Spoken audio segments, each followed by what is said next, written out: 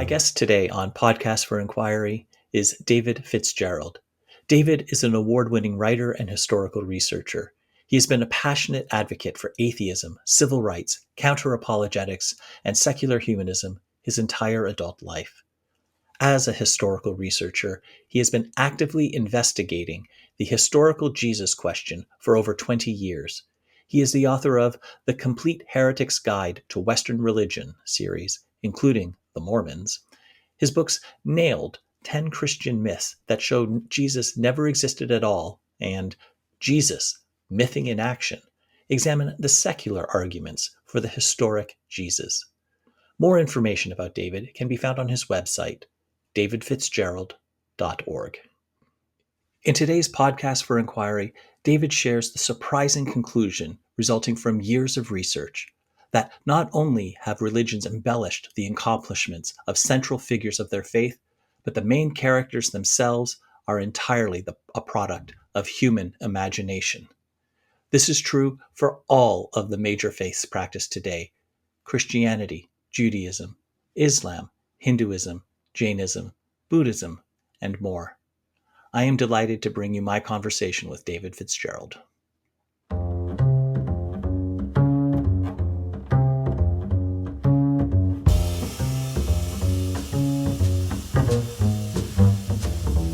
Welcome to the Podcast for Inquiry, brought to you by the Centre for Inquiry Canada, a national educational charity supporting your community for reason, compassion, and secular humanist values. You have answers? We have questions. I'm your host, Leslie Rosenblood, board member and secular chair for CFIC. Welcome.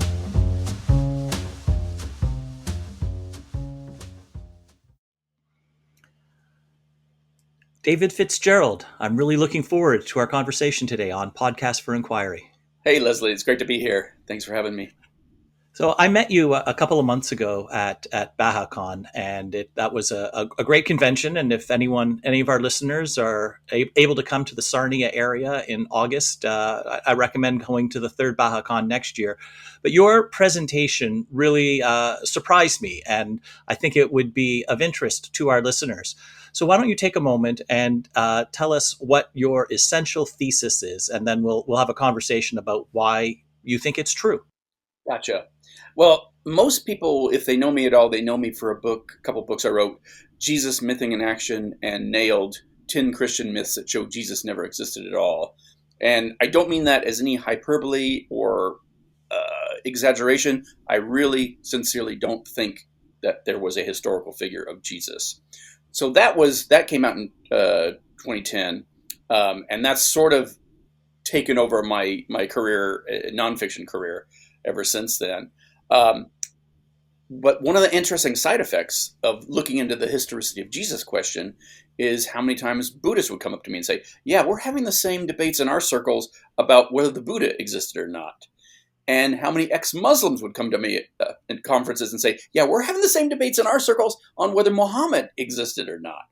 And so when I was getting ready for a conference not too long ago, about a year and a half ago, I thought, you know what? I'll be talking about that, but I should check out all the top 10 religions, see if any others follow that same pattern. And as it turns out, every single one of the top 10 religions and a few other bonus religions all seem to have completely made up mythical founder figures. And it still blows my mind today, after 20 years of realizing, coming to the conclusion that I don't think Jesus existed at all, and to see them all start following the same patterns, and you see the same kind of apologetics about them, and they have the same weird gaps and black holes in. The earlier you go back, the less you see, and the more you see the evolution of it, starting off a few generations later and then taking off. But it still kind of blows my mind to think that people like Mohammed and Buddha and Jesus never existed, and yet that seems to be Yeah. and that was the thesis that surprised me as well. I'm not a believer, so the tales of Jesus turning water into wine, or walking on water, or dying and then being resurrected, those all struck me as fictional or exaggerations, like that, things that didn't happen.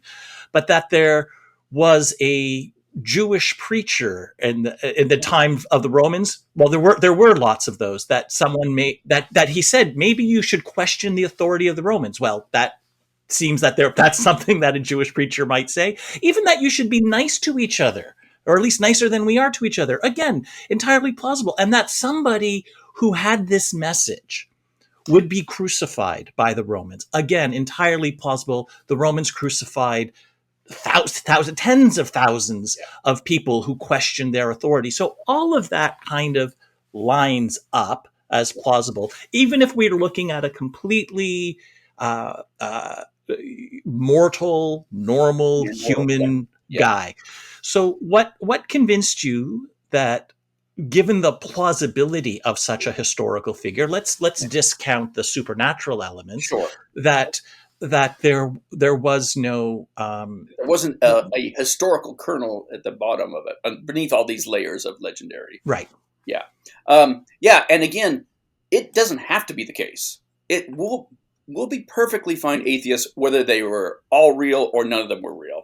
And there's nothing. Sure, I'm not interested in protecting my atheism. I'm interested Right. in truth. Exactly. This is the thing. And it's like there's nothing implausible about, as you say, there being just one more failed messianic Messiah in the first century. There's all kinds of wannabe messiahs, including John the Baptist and other figures that we have great evidence or decent evidence for. And we have I want to get into I want to get into that, but let's we have better evidence for all these wannabes than the actual supposedly real one. And again, it wasn't until around the year 2000, it never crossed my mind that there wasn't a Jesus, until I started thinking about how when you read the four different Gospels, our only biographical information for him all stems from these four Gospels. But when you read them, they all present a slightly different Jesus. And he says different things. He does things for different reasons. His death and life they go off in very, very different tangents in the Gospels. And so I was starting to wonder, well, which one is giving us the real story and which ones are just legendary add-ons that came later? And fast track about 2 years after that, and I started realizing that all those four biographical, writings, those Gospels of Jesus, are actually based on the first one, the Gospel of Mark. And it apparently is 100% allegorical from start to finish. That's it in a nutshell. And I've written 4 fairly long books talking about that. But that's an easy unpack right there for starters. Okay, well, you mentioned a couple of minutes ago about John the Baptist, Yeah. and you implied that we have some pretty decent evidence that there was such a person. Not great, So, and not that. I wouldn't be shocked if it turned out that he also was a mythical too. But if I had to compare Jesus and John the Baptist, mhm. I would put my money on John the Baptist being a real figure before I put my money on Jesus being a real figure. Okay, so let's take a step back. We're talking about events in the case of Jesus that are roughly 2,000 years ago. Yeah. And there are some surviving documents. There's lots of archaeological digs from that date to that time period. But when we're talking about, did a particular individual exist? Yeah. How would we know? And how do we know that anybody? I mean, obviously, we know that people existed in the aggregate, Right. but how do we know that any particular individual exists? What kind of evidence would we expect to see if from someone like a John the Baptist or someone like a Jesus of Nazareth existed? Well, let's take Paul, for example, because a lot of people claim that some people recently said that Paul didn't exist. And no, there was definitely a Paul. And there's lots of people. Somebody was named Paul. Well, that's not even the point. It's like there was a letter writing Christian in the first part of this century, the first century. Okay. Who wrote these letters they were re-edited and probably they're mashups of multiple letters. And there was lots of letters that were written. There's more letters written and forged in his name than there are legitimate letters from Paul. But Okay. there was no reason for anyone to make up a guy named Paul. And he, during his own life, he probably wasn't famous at all. If we hadn't had people like Marcion in the 2nd century who really liked Paul's writings, he might have just died in obscurity. And I'm sure during his lifetime he died in obscurity. Hmm. But there's no reason to think he's completely mythical. You can separate out the real Paul from the fake Paul, the mythical Paul, if you will. You can't really do that with Jesus because everything in his biography, it looks like it's taken out by the author we call Mark to be an allegory to explain why God didn't send the Messiah to save Jerusalem in the war with Rome in the 70s. It seems like that whole thing is written in response to the destruction of the temple. So when you're saying the 70s, you mean like year 70 of the Common Era, about Yeah. 40 years after Jesus' death and Yeah. And purported resurrection. that's not the beginning of Christianity. Before Mark writes his gospel, we've got Christians. We've got Christians from Paul's generations, we have Christians from before Paul's generation. But their Jesus is so different from the gospel Jesus that what it looks like is that early Christianity began as a Jewish version of all these Hellenistic mystery faiths that were around in the 1st century BC and the 1st century AD, or BCE, if you will, and CE. And to the extent that, and I love the way Robert Price puts this, everything we think we know about Jesus comes from 4 books that were written about a mythical Jesus, not a real Jesus. So even if there was a real person at the kernel of this, and we certainly can account for early Christianity, whether there was one or not, just from the way it's arisen. But even if there was one, there isn't one anymore. And so even if there was a Jesus, he bears no relationship to the Jesus that we know of from the New Testament. Right. And to be honest with you, even that's putting it a little too generously. It's like, I feel like we're barking up the wrong tree when we're looking for the real Jesus, and was the cross a T-shaped or a steak or whatever. All these questions about him are all based on sources that have nothing to do with anybody who actually lived in the 1st century. And he fits the bill for a mythical savior figure. When you look at other Christian writings like the Gospel of Thomas, it's really obvious that that's a mystery faith deity. When you read the first part of Mark, in Mark 4:11, I want to say, Jesus is talking to his disciples and explaining why he teaches things in parables. And he says this most remarkable thing. He says, well, I teach in parables. I'll tell you what the secret is because you're, my posse, you're in the in crowd. But otherwise, I teach in parables. Otherwise, everyone else would turn from their sins and be saved. And it's like, this is still in our Bibles, him saying this. It blows my mind. That's pure mystery faith talk. So can you define mystery faith? Because this is the first time I'm hearing that particular term. Yeah. Okay. So in the Greek period, the Hellenistic period, one of the big religious movements at the time, the pantheons, state pantheons had gotten a little tired, but there's this new, fresh idea of these savior figures, a personal savior. And so you had, what they would do is, all through the empire, they would take a native figure. Like in Egypt, there was Isis and Osiris. Phrygia had Mithra. All these different realms. We had all these different savior gods, and what they were rebooted native gods from whatever particular country or region we're talking about. And they had secret initiations. They had things like baptisms and communal suppers.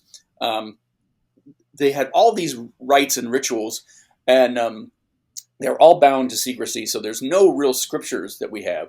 But what we do know is more than enough to see that what was going on in some of them. Like we don't know what the secret handshake was, but we know they had secret handshakes, that kind of a thing. And when you look at the way early Christianity is in the time of Paul and all the way up until the Gospels were written, that's what Christianity looks like. It looks like it was somebody took a Jewish version of these mystery faiths, just like they did in Egypt, just like they did in Asia Minor, fill in the blank. This was the Jewish version of that, down to the fact that his name is allegorical, that everything he did in his life is taken right out of the Hebrew Scriptures as an allegory, from before he's born to after he dies. Okay, so you're not drawing on any esoteric sources. It seems to me like you're grounding your argument in things that any scholars would consider to be straightforward and basic and fundamental. That's funny you say that, because not to derail you, but Mhm. a lot of people accuse mythicists of being way out there in fringe land. And compared to religious biblical scholars, yeah, we're totally fringe. But as far as secular scholars go, we agree with almost everything. We just take our conclusions a little further out. But when it comes to things like the synoptic problem, like Markan priority, all these different historical... You're going to have to define those well, for our audience. all these The things... synoptic problem. All these things that are not controversial at all to secular historians, Mm-hmm. we are totally on board with. Like recognizing that there's all these interpolations in the Gospels and Paul's letters. We didn't make those up. Other historians have made them, but it just so happens that they support the mythicist theory more than the historicist theory. So why is it then that the consensus, not there's not unanimity, but the Right. consensus among scholars seems to be that a historical Jesus, if not necessarily a supernatural one, is the most plausible explanation. Because if otherwise, I would have heard your thesis much sooner than just a few months ago. Right. And again, I am by far from the first person that's said this. There's still 3rd century and 2nd century critics of Christianity whose arguments still hold up, even today, 1,000 plus years later. And it's good that you put the consensus in air quotes, because when you talked about the whole field of biblical studies, most of that is religiously affiliated.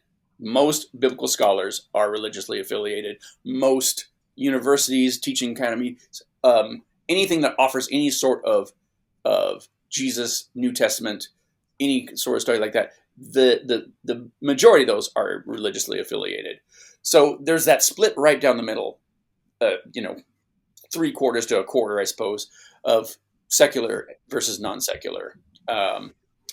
If you just take the secular consensus, there is no consensus. They don't agree on what Jesus, who he really was, what he did, what he said, and what his historical analogy works for him. There's no consensus on that. And that's part of the reason is we have so many possibilities. These reconstructed Jesuses. Was he a Pharisee? Was he an anti-Pharisee? Was he an Orthodox? Was he a feminist? Was he a Marxist? Everyone sounds plausible until you hear the next one, and that part of the problem with that why we have such problem pinning down who the real Jesus was, is because he is such a cipher and he's such a creature of all the time around him. Like the ironies of them saying in the Gospels, oh, he doesn't teach like the Pharisees and the scribes. No, he teaches exactly like the Pharisees and the scribes. The Pharisees would have loved somebody like Jesus. They hated the fat cats that ran the temple. They were Roman toadies, the Sadducees. Those guys were bitter enemies in real life. In the Gospels, they're all palling around together and conspiring against Jesus. But yeah, in real life, nothing could be further from the truth. And there's so much about the whole story of Jesus' career, but especially his arrest, his trial and his execution. There's so much that Jewish scholars for decades, if not centuries, have been saying, okay, that couldn't happen. That couldn't happen. Well, if they did that, why didn't they just put him in jail for the weekend and try him on Monday? It's like the inconsistencies and the outright unhistorical aspects of it just dogpile up so fast, it's hard to keep track of. But they pointed out something really interesting. On the other hand, when you take something like his trial and before Pilate, where they bring out Barabbas, the notorious murderer and anti-Roman seditionist, and he gives them the choice of him. None of this makes sense historically or logically, really, but it all makes perfect sense as an allegory for Yom Kippur. You've got two figures, both are named Barabbas in a sense because Aramaic Barabbas is son of the father, and we have medieval Syriac manuscripts where his name is Jesus Barabbas. So you've got two Jesuses, two sons of the Father. One is perfectly without sin, flawless, and innocent, but he's going to get sacrificed. The one who's guilty of sedition, who's guilty of murder, he's released unharmed into the wilderness. And rabbinical commentators, this is clearly the two goats of Yom Kippur, the perfect one. Where we get the word scapegoat. Exactly. Barabbas is the scapegoat, and Jesus is the sacrifice. It's like, but all, point by point by point, all these things that make no sense whatsoever historically make perfect sense as an allegory. So is the Jesus myth, Yeah. as you argue, essentially just like religious, not even religious, but it's just sort of an updated. It's a plagiarized or a reboot of a story that had been told and documented previously. Because it sounds like everything that you're talking about already existed either previously in the culture or or contemporaneously, and it was just being incorporated into this Jewish splinter group. Exactly. And I mean, we see this happening with other groups too. The Mithras cult and the Isis cult, and when you see what surviving records we do have of people who are talking about the Isis cult, for example, talks about how she's the personal savior and lives in his heart, and he's born again, and the priest who baptized him became his father, and because there's all these really interesting ties. It's not that Christianity is a cookie cutter copy of these. It is one of these. It is a mystery faith. And when we look at like Paul and all the writers of his generation, we don't get any writings from them, but we know there are preachers there, that some that he was totally on board with, and some who are preaching another gospel, another Jesus, who he curses as being agents of Satan, including the Jerusalem leaders that we think of as Jesus' friends and family. He says he doesn't even think they're real Christians. It's like, it's mind-blowing to see him go after them in Galatians. Okay, well then let's move away from Jesus and Christianity. I think of the New Testament as sort of the sequel or the second book in the Sacred Scroll monotheistic trilogy. Yes, though So, I did think one thing. The book of Hebrews, when you read that sounds awful like what people like Paul and his colleagues and contemporaries were preaching before the Gospels. Everything is happening on this heavenly plane. Nothing's really happening on earth. It's all allegorical. Anyway, but yeah, okay. let's continue. So let's move to the OG Yeah, monotheistic faith, yeah, because you also argue that some of the key, if not all of the key central figures in Judaism are also completely made up with absolutely no foundation in reality. Now we're going back a lot further, right? We're going back 5,500 years instead of just 2 millennia, as we right. were for Christianity. So I would expect documentary record or contemporaneous sources to be thinner on the ground than Yeah. for Christianity.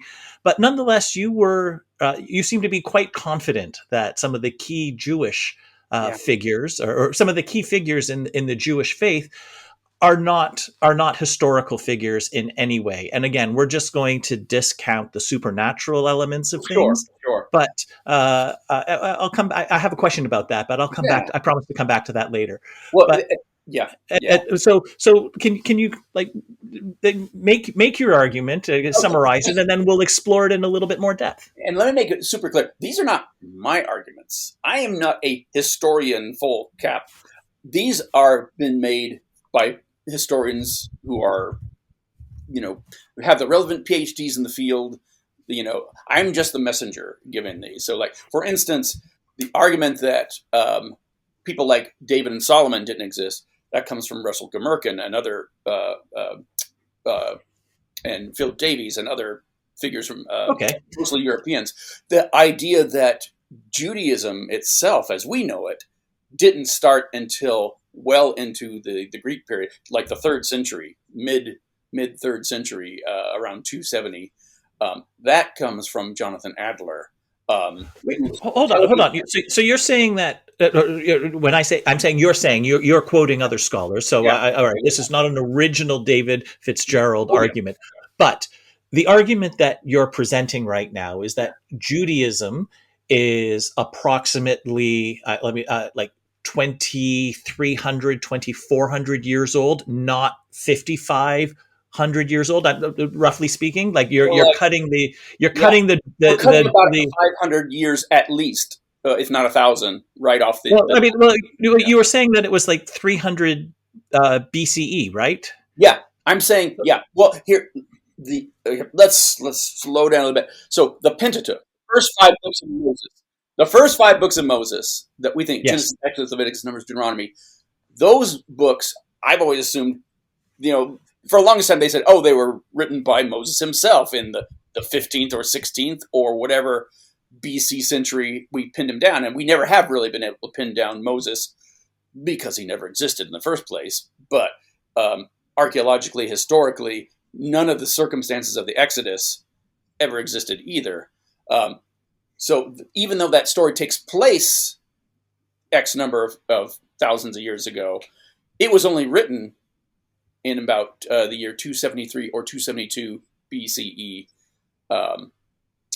in the third century BC, basically. Okay. That is what Russell American's been arguing for a long time.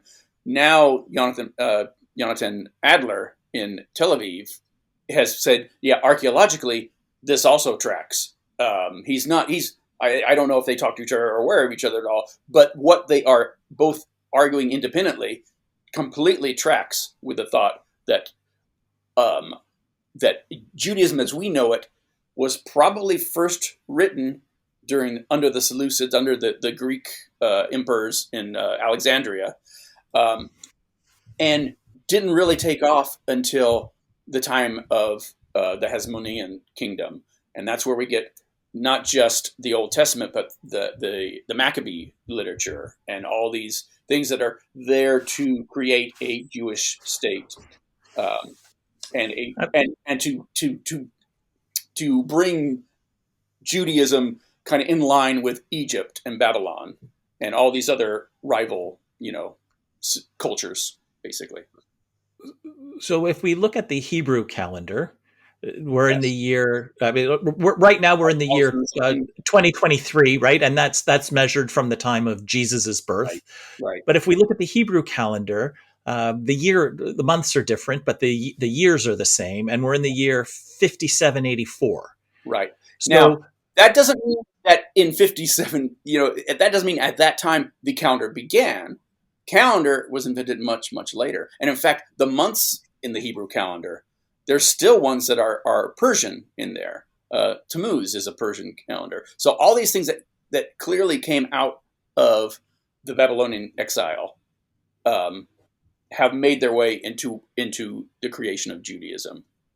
But before that, we're talking Canaanites. We're not talking Jews. We're talking Judahites, Israelites, Canaanites, and all the other ites that are feuding around in the Old Testament. Um, they're all. This is that northern Semitic Mesopotamian milieu that Judaism came out of.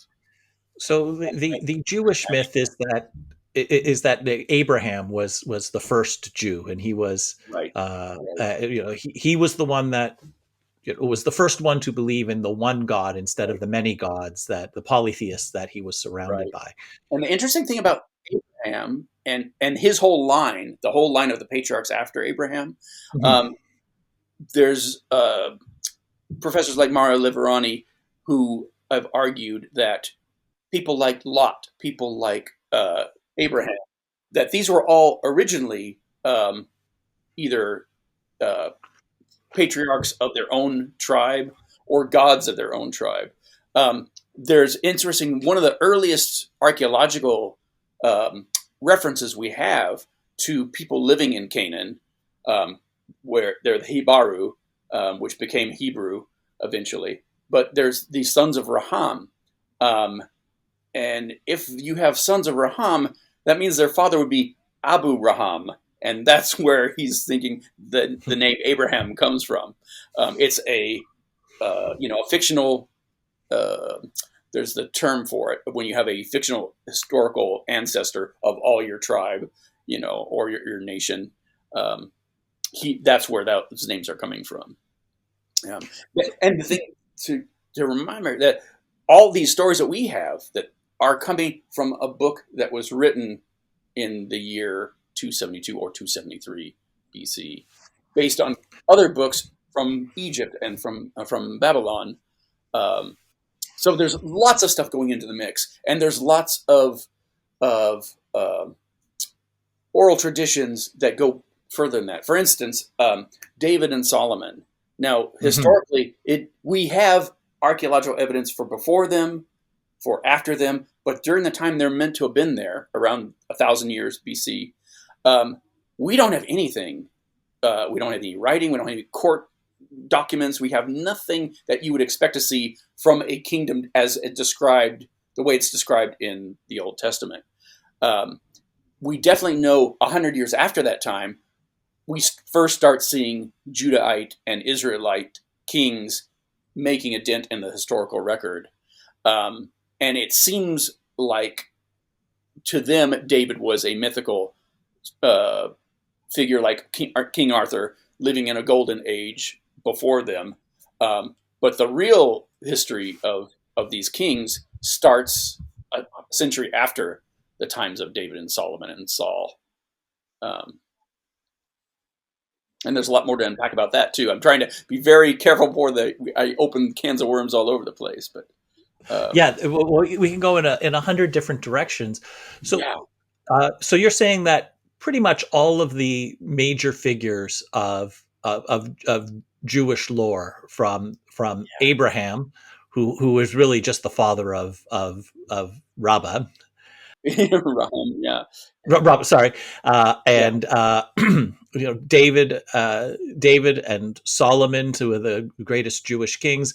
right. Moses, too, I'm assuming, was not a historical figure. Right. And the interesting thing about him is we've got a really good grasp because we have the source materials that they got Moses from. Those are written in the 4th century BC.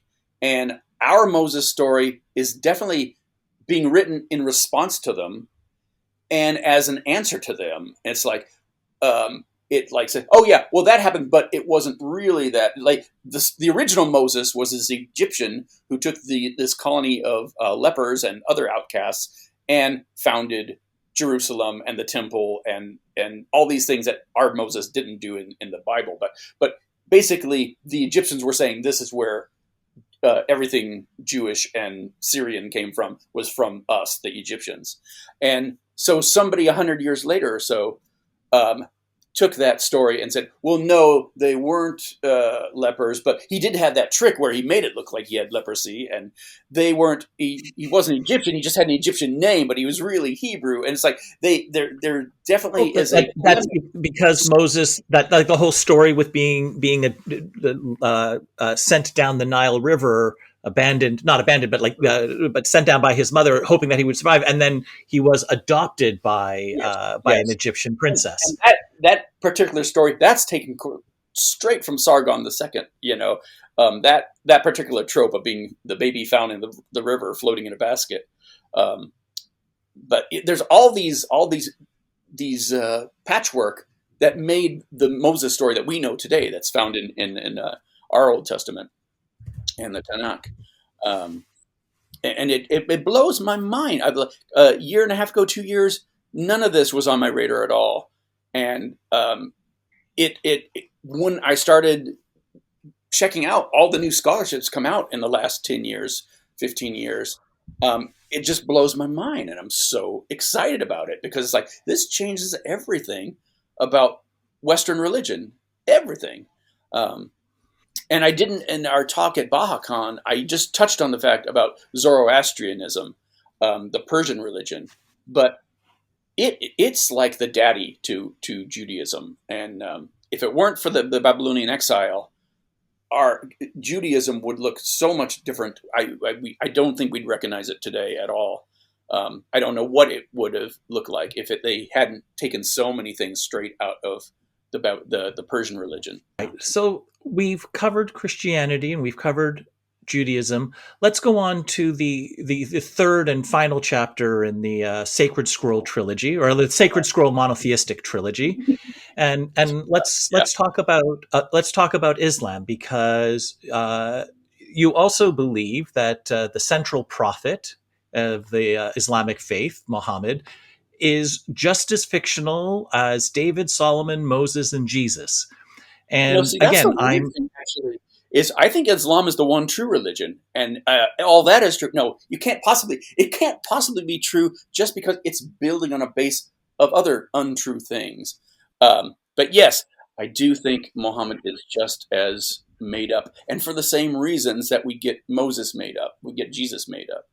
Um, okay. Well, let me push back on that, just because again, I'm surprised. Now, yeah, I'm not a scholar. I'm definitely an amateur in this, but I was under the impression that, I mean, this is 500 years later, right? So it's more recent. I would early expect there's a, seventh century, yeah, yeah, of our right. common era. And we've got some Islamic sources. We've got the Quran, the Sirah, the Hadith, which talk about Muhammad. But that's I'm perfectly willing to grant that that's about as historically valid as the Torah and the New Testament. Yeah, and you can add to that, to all the family histories and the tribal lore and the fact of the Arabian conquests. I mean, that's a solid, Yeah, well, undeniable. That really, that's precisely where I was going. There's a lot of yeah, non-Islamic sources, right? We do have the rise of, like, the first of the sure, Arab kings, and there yeah, was an Arab army that defeated the Byzantines, and that kind of shaped the history of the region. All of this, to my mind, was established, and that there was a leader, and I had thought that his name was Muhammad, and that this was all attributed to him. But so where was my impression? Like I said, I'm not a scholar, but this yeah, was, I kind of just common wisdom, or right, common knowledge. right. And Where did I go wrong? you didn't go wrong. You've just been misinformed, and we are all still being misinformed on a Okay, regular basis about that. so Um, please correct my misperceptions, yeah, in misconceptions. a nutshell, it looks like what we have discovered is that the Arab conquests and the Islamic faith was the Arab conquests were not inspired by the Islamic faith. The Islamic faith was a result of the Arab conquests. They conquered uh, the whole region there for geopolitical reasons that make perfect sense. Like, of course, it would have been the Arabs who did that because the Romans, the Byzantines, and the Persians, they spent centuries killing each other, grinding their empires down to a nub, and the whole time they're having this proxy war. The Arabs are getting richer and richer on both sides. They're being played against both sides in this, it's very very Cold War esque, except it's very much a hot war. But it's like the Arabs just keep getting stronger and stronger through all this, and profiting and becoming the power structure. And when those two empires just knock themselves down, the Arabs were there to pick up the pieces. So, I mean, that it doesn't take a miracle for that, and it certainly didn't. And what had happened is this Arab conquest, everything we know about the guy who supposedly inspired it and the religion that supposedly inspired it, when we look at the earliest records of that, we don't see any of that. We don't see any trace of him. 100 years later or so, but definitely by the year 800, Muhammad gets credit for everything. You can't even say anything unless Muhammad said it first. He's the one model for everything. But during his own lifetime, we don't see any of that. During the time of the first few kings that were supposedly the caliphs that were supposedly his friends and family, we don't see any of that. Nothing until dynasties later, particularly the Umayyad dynasty. That's when what we think of as Islam starts to really take off and become what it is today. As far as the Quran goes, the Quran, there's parts of it that definitely predate Muhammad. There's parts of it definitely post-date Muhammad. So Muhammad didn't write the Quran. Maybe he wrote some of it. Maybe somebody like him wrote some of it. But there's definitely, the Quran is not proof of Muhammad for sure. And there's so many strange things about the writing of the Quran that even Muslim scholars today don't understand everything in the Quran, because some of it, even if you're an expert Arabic speaker, a fluent Arabic speaker, it makes no sense because it clearly was not originally from Arabic. It was probably from Syriac, and it looks like it was really heavily influenced by Christian heretics who had gotten pushed out of the empire and into the desert monasteries and things like that. That seemed to be the biggest influence on Arabia. There weren't pagans. I always, even up to about a year ago, I just assumed, oh yeah, it was all pure pagan there. There's hundreds of idols in the Kaaba in Mecca, and Mecca didn't exist in the sense that we have it today. His family, the Quraysh, didn't exist. In fact, that term Quraysh was not a family name at all. It was like a confederation name. The Arab trader, the fact he was a merchant and an Arab trader, and there was this huge trading network, none of that was real. None of that was real. And uh, Islamic specialists now are still unpacking all that. You don't see them saying there was no Muhammad, but they are totally stripping everything we think we know about him, about the entire Islamic world and the pre-Islamic world, so that I think we're just a generation of scholarships away before people start pointing that the emperor has no clothes when it comes to Muhammad, because the Quran is not evidence of him.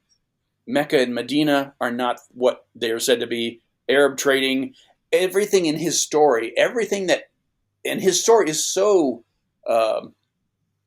lush and full, but again, it's the whole thing with the hadith, which are the sayings of Muhammad and the stories of Muhammad. We have tons and thousands of them, literally thousands and thousands of them. And Muslim scholars have gone through and chopped like 600,000 of them away as false hadith that were made up, and what's boiled down is all stuff that came 100 years after the fact, 60 years after, 70 years after the fact. Nothing survives from the original time. And so, yes, the consensus for Islamic scholars is, oh, yeah, there was a Muhammad, but fill in the blank. This wasn't true, this wasn't true, this wasn't true. So they're sawing off the limb that they're sitting on.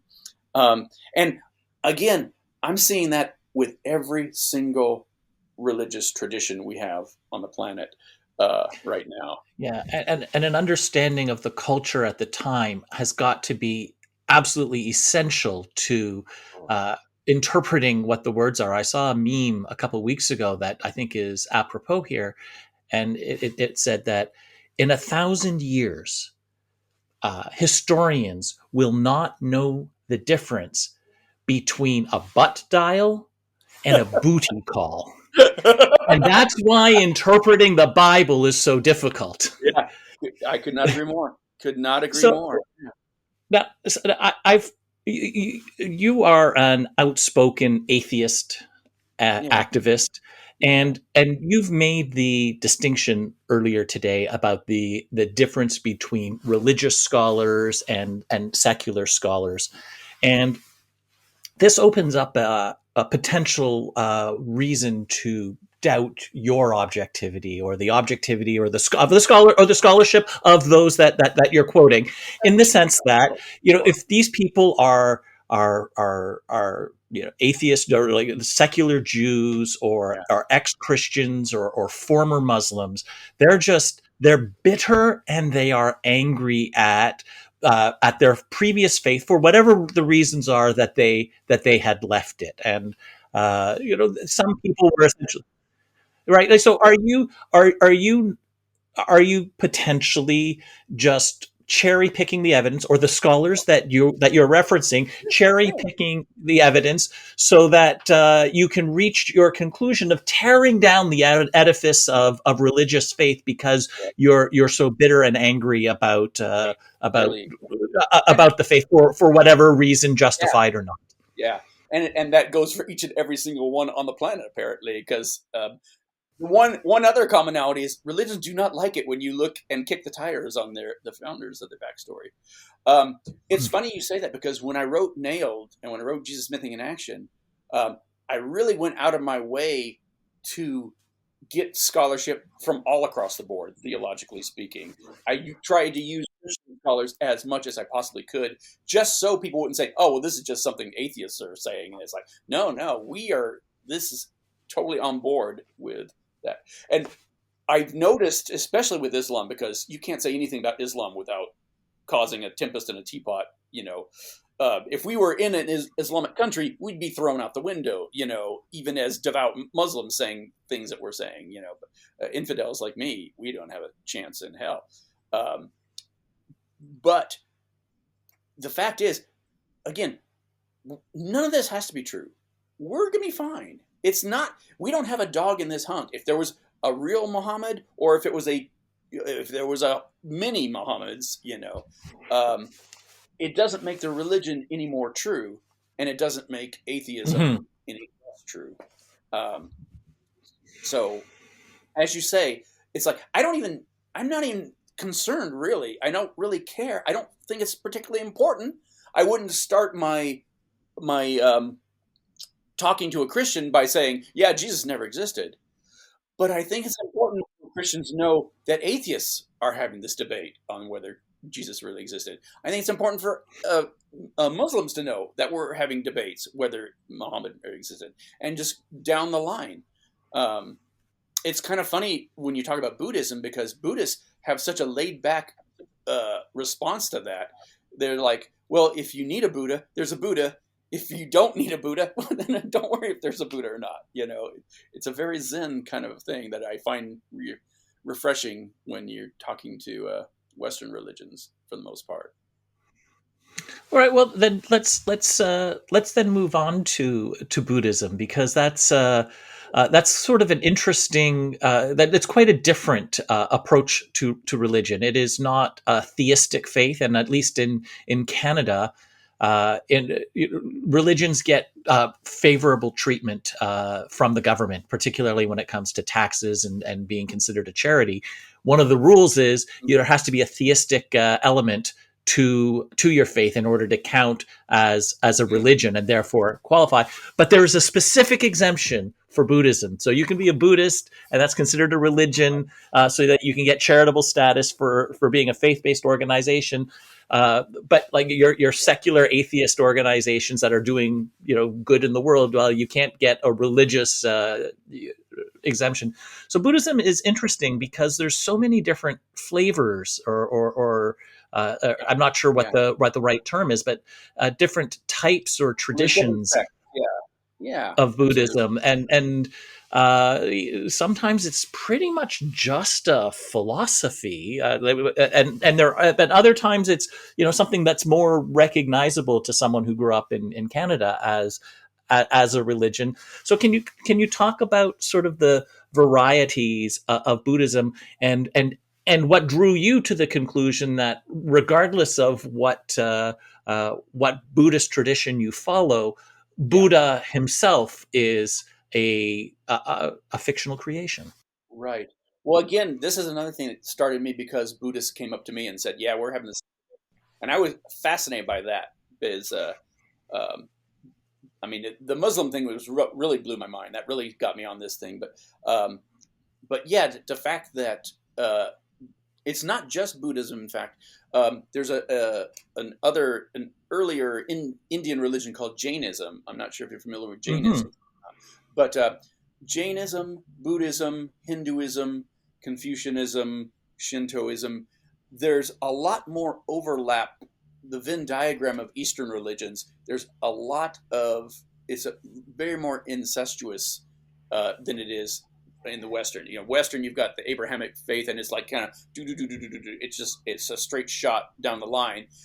Whereas in Jainism, one of their major founders, Mahavira, you got stories about Mahavira and stories about Buddha that are the exact same stories. And it's like, well, did this start as a Mahavira story that the Jains told that became in its way into Buddhism, or was it a Buddhist story that got into Jainism?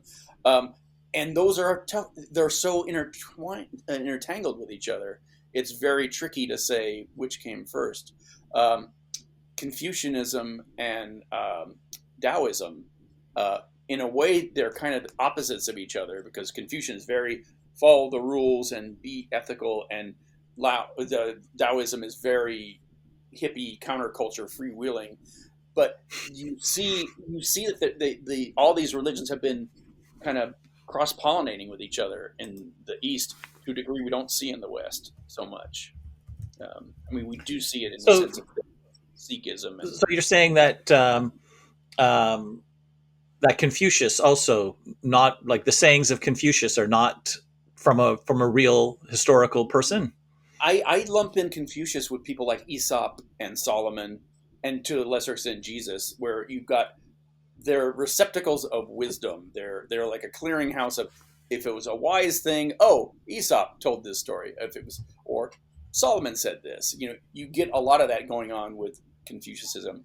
But the big thing with those particular religions is Confucius um, seems to be a school, and it seems to have been picked up specifically for political reasons to reunite the warring states, period, and to bring it under the control of the Han Dynasty. Um, you, and Buddhism seems to have done that for the Emperor Ashoka in India.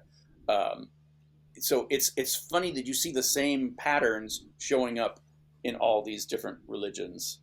Um, that there always has to be something in it for the political elite, and once you get that, especially for when we're talking about empires that control radically different cultures and languages and countries and regions, um, having that, you get this more universal uh, scope when you have an empire like that.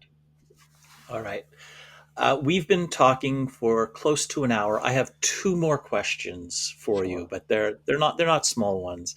The Yeah. first one you've kind of hinted at already, but at the risk of trivializing everything that we've talked about, uh, does it really matter? I mean, in the Yeah. sense that, in the Yeah. sense that, okay, clearly, if I'm a believing Hindu, Christian, Sure. Jew, Muslim, the fact of the accomplishments of my Savior Yeah. is important to me.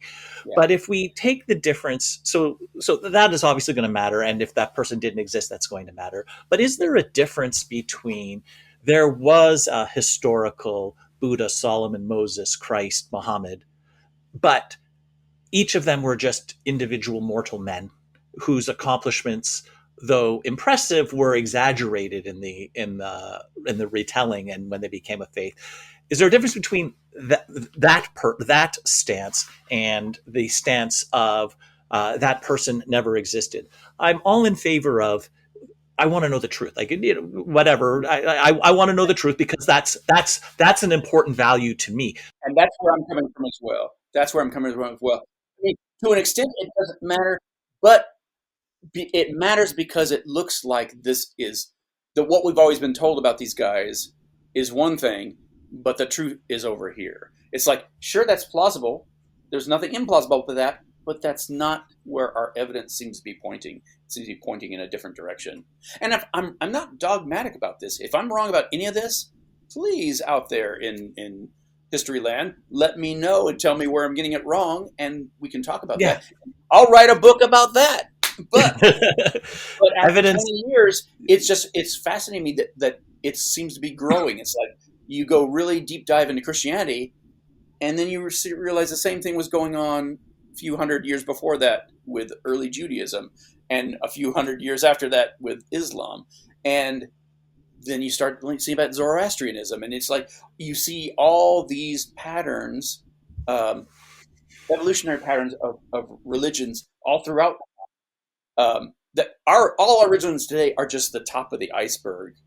It's fascinating to see what religion looked like in prehistory, when there was before there was religion, and then when shamans showed up, and then when shamans and chieftains showed up, and then when those chieftains grew into kingdoms, grew into empires, grew into multinational empires. You see religion evolving, and you see monotheism evolving, and that whole process to me is just fascinating to see how that plays out. Yeah, and when we look at more recent religious faiths, or even cults, like when I'm thinking in particular of the dawn of Mormonism, Sure. which draws on a lot of these same tropes, and I think that most people consider Mormonism to be a religion, uh, uh, and but also when we look at Scientology, which and I had a guest on earlier this year talking about the cult of Scientology, and most people do consider that not a religion, despite that organization's efforts to be considered Yeah. such. Right. Uh, Right. but but Scientology also draws on these tropes with a prophet, a divine messenger, a holy book, a battle of across time for cosmic stakes.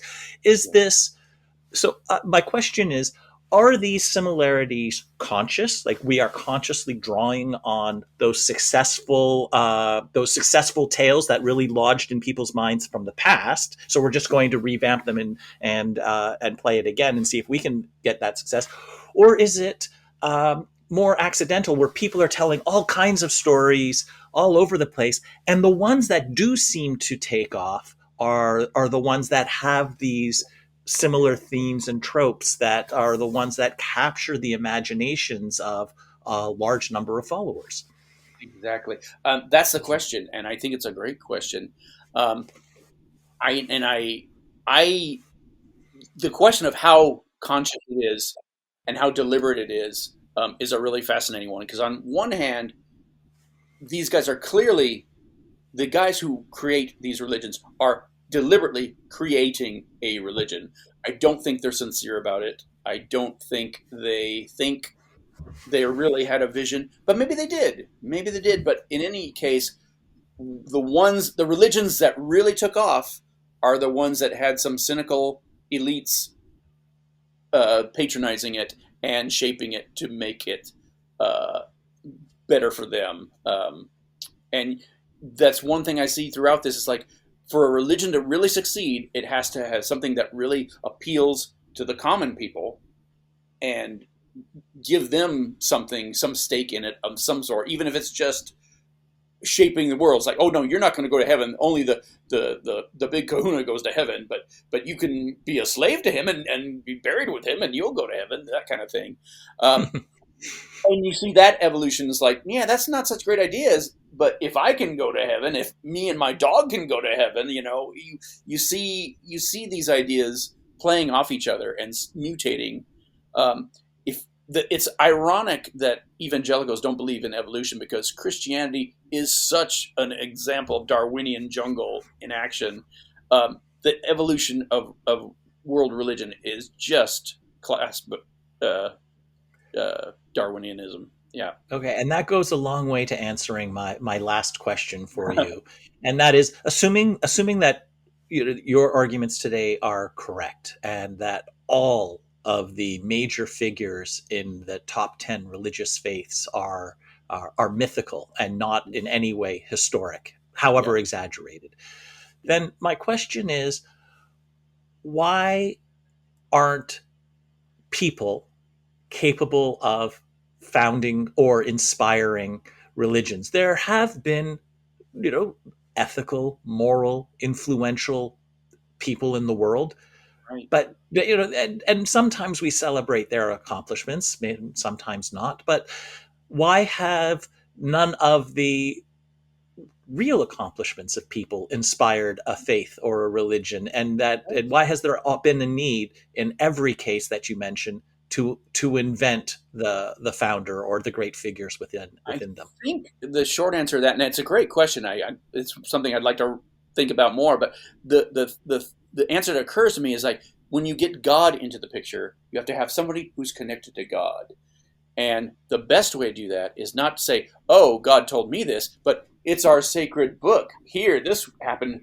All these religions seem to start as once upon a time stories, and they usually invoke, a golden age back then when things were really great because God favored so and so over here, and we've clearly our world is bad because we're not as good as they used to be. We need to be more like them.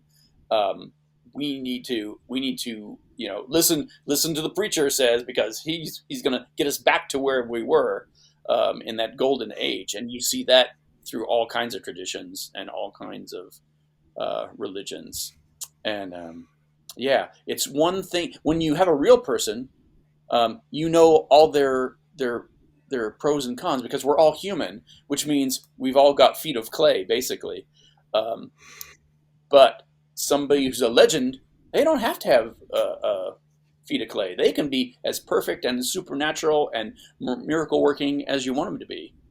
And as long as you keep telling the story and people believe it, that's all they need.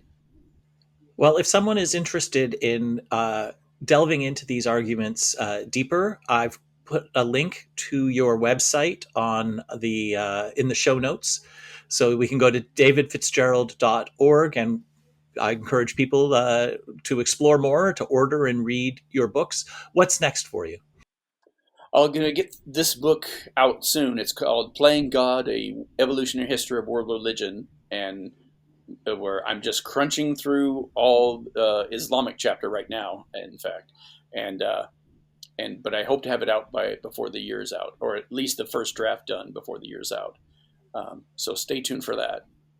All right. Well, David, thank you so much for taking the time for me. I learned a lot today, and I'm sure our listeners did too. My absolute pleasure, Leslie. Thanks again.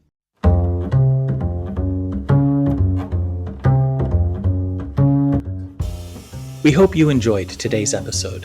Links for today's discussion can be found in the show notes. If you enjoyed today's podcast, please show your support at patreon.com/podcastforinquiry and give us a 5-star review on Apple Podcasts. Email us podcast@centerforinquiry.ca. We'd love to hear your perspective. The Podcast for Inquiry is brought to you by the Centre for Inquiry Canada. We are a national educational charity supporting reason, compassion, and secular values. Help us support rational discourse and evidence-based decision-making by becoming a member at centerforinquiry.ca/join. CFIC is on the web and Facebook and Twitter at CFI Canada. Music by Anthony Lazaro. I'm your host, Leslie Rosenblood. See you next time.